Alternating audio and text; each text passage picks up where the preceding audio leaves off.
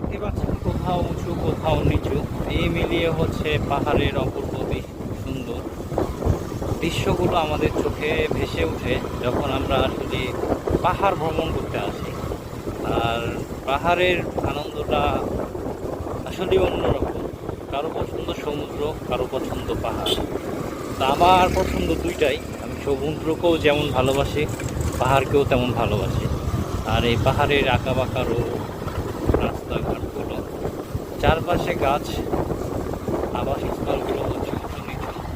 তো এই দৃশ্যগুলো আসলে চোখের সামনে যখন ভেসে ওঠে তখন আসলে মনে হয় পৃথিবীতে আসলে টাকা টাকা কিছু না।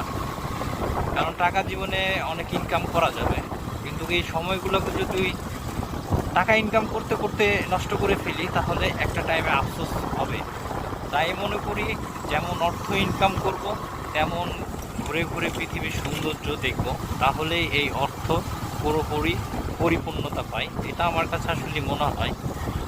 আপনাদের কাছে কি মনে হয় সেটা আমাদের কমেন্ট বক্সে জানাবেন।